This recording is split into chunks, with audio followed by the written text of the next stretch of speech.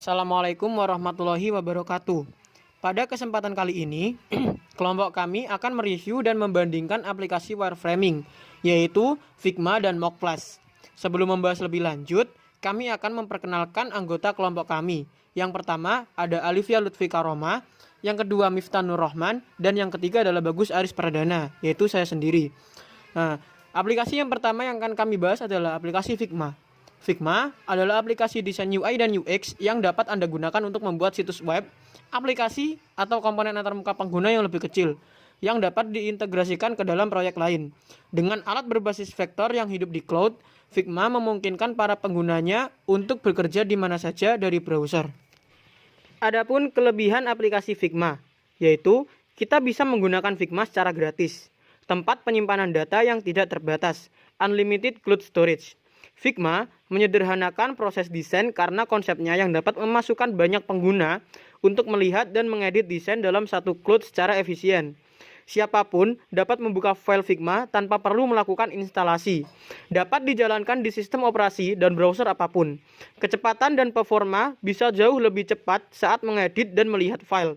Kolaborasi bisa berjalan secara real time. Demikian juga ketika melakukan pembaruan file. Tersedia di platform baik itu Windows, Apple atau MacBook, dan juga Linux. Fungsi utama dalam Figma yaitu program desain dan prototipe yang simpel. Figma merupakan program desain yang cocok untuk membuat produk digital. Adapun kelemahan aplikasi Figma yaitu kelemahannya mungkin karena web-based, jadi harus wajib tersambung dengan internet saat penggunaannya. Anggota tim hanya bisa melakukan perubahan atau pembaruan desain. Dapat mempersulit desainer untuk melihat perubahan atau pembaruan desain. Nah, aplikasi yang kedua yang akan kami bahas adalah Mock Plus, yang akan dijelaskan oleh Miftah Nur Rahman. Nama saya Miftah Nur Rahman, saya akan menjelaskan tentang apa itu Mock Plus. Mock Plus adalah aplikasi untuk desainer user experience atau user interface yang digunakan untuk mendesain web, mobile, dan desktop. Adapun kelebihan dari Mock Plus yaitu 1.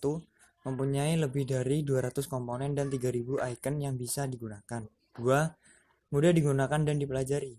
3. Tidak membutuhkan kode atau keahlian khusus dalam bidang teknis. 4.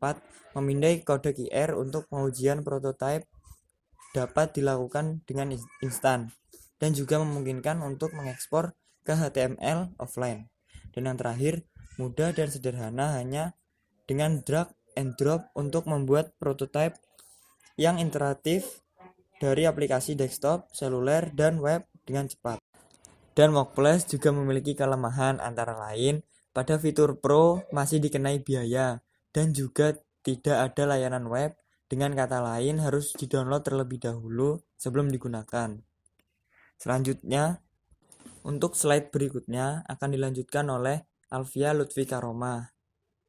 Saya Alifia Lutfi Karomah akan menjelaskan tentang antarmuka aplikasi Mock Plus.